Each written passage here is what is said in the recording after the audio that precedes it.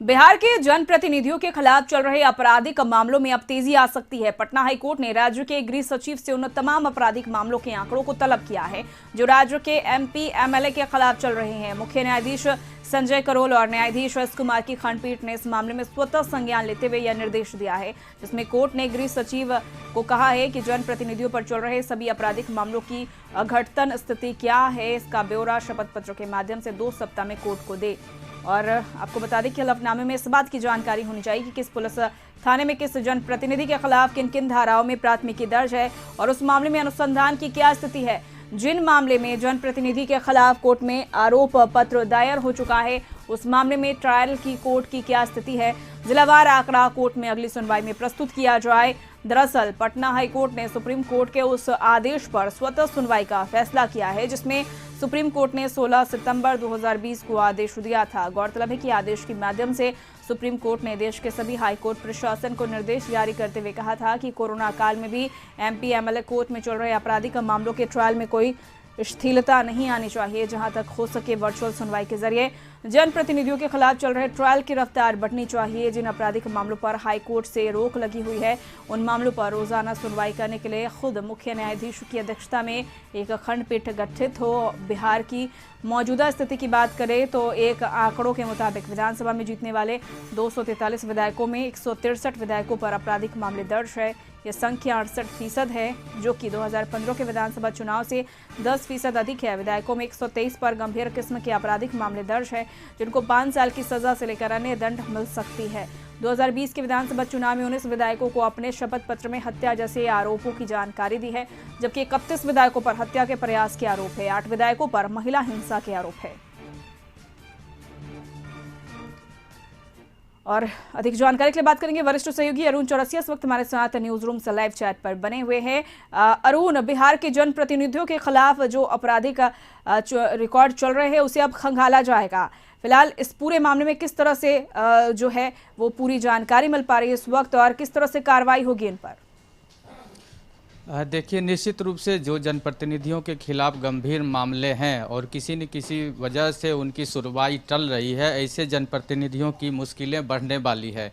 इसलिए कि जो सुप्रीम कोर्ट ने 2020 में जो गाइडलाइन जारी की थी, एक जनहित याचिका पर विचार करते हुए जो आदेश दिया था, उसको लेकर बिहार के पटना हाईकोर्ट के जो मुख्य न्यायाधीश हैं, उन्होंने स्वतः संज्ञान लिया है और उस आधार पर बिहार सरकार के संबंधित विभाग को सूचना दी है, नोटिस भेजा है कि आप जो है पूरा डाटा हमें उपलब्ध करवाइए।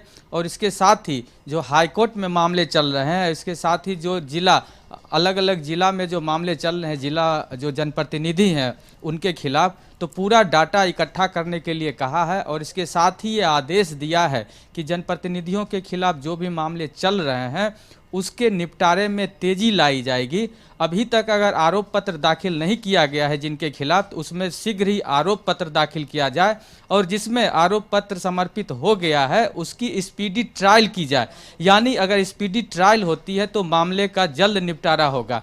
आपको बताते चलें कि ये जो अपराधियों का जनप्रतिनिधि बनने का जो सिलसिला है, इसको लेकर कई बार गंभीर जो है बातें हुई है। संसद में भी जो मोदी सरकार का पहला कार्यकाल था, उस कार्यकाल में ही मोदी सरकार ने एक प्रस्ताव लाया था जिसमें ये बात कही गई थी, जो ये बनाया गया था कानून की जो भी जनप्रतिनिधि हैं, चाहे वो विधायक हैं, विधान पार्षद हैं, सांसद हैं, चाहे वो लोकसभा के हों या राज्यसभा के, इनके खिलाफ जो भी मामले हैं उसका जल्द निपटारा कर दिया जाए, ताकि अगर गलत तरीके से अगर उनको फंसाया गया है तो वो शीघ्र बरी हो जाएंगे और अगर उन्होंने कोई इसी तरह का आपराधिक काम किया है तो उनको सजा मिलेगी और उनको फिर से संसद में या विधानसभा में आने का मौका नहीं मिलेगा। ये कानून भी बन गया, लेकिन जिस तरह से इसका क्रियान्वयन होना चाहिए था वो नहीं हो पाया। यही वजह है कि 2020 में सुप्रीम कोर्ट को एक अलग से आदेश जारी करना पड़ा और उसी आदेश के अनुसार बिहार के जो मुख्य न्यायाधीश हैं उन्होंने संबंधित बिहार सरकार के संबंधित विभाग को पत्र लिखा है। और अब ये उम्मीद जताई जा रही है कि जो भी जनप्रतिनिधि हैं जिनके खिलाफ गंभीर तरह के मामले दर्ज हैं, उनके खिलाफ शीघ्र सुनवाई होगी और अगर उन्होंने गलत किया है, दोषी वो सिद्ध होते हैं, तो उनके खिलाफ सजा सुनाई जाएगी। एक आंकड़ा जैसा कि आपने बताया कि बिहार से 40 सांसद जी। हैं और 40 जो अभी वर्तमान सांसद हैं उनमें से 32 के खिलाफ आपराधिक मामले दर्ज हैं। ये अंदाजा लगाया जा सकता है कि अगर जो खुद अपराधी हो, जी। जिन पर खुद अपराध का मामला दर्ज हो, वो आम लोगों को न्याय कैसे दिलाएंगे। और इसी तरह जो बिहार में 243 विधायक हैं उनमें से 168 के खिलाफ मामला दर्ज है और 168 में से 123 जो है जी। उन पर गंभीर आपराधिक मामला है, जिसमें हत्या, लूट, बलात्कार जैसे। तो निश्चित रूप से अगर जो हाईकोर्ट ने ये पहल की है, इस पहल के बाद अगर शीघ्र ये सुनवाई होती है तो निश्चित रूप से जनप्रतिनिधि जो गलत किया है उन्हें जी। सजा मिलेगी बिल्कुल। और जिन्होंने गलत नहीं किया है वो बरी होंगे। चलिए, बहुत बहुत शुक्रिया।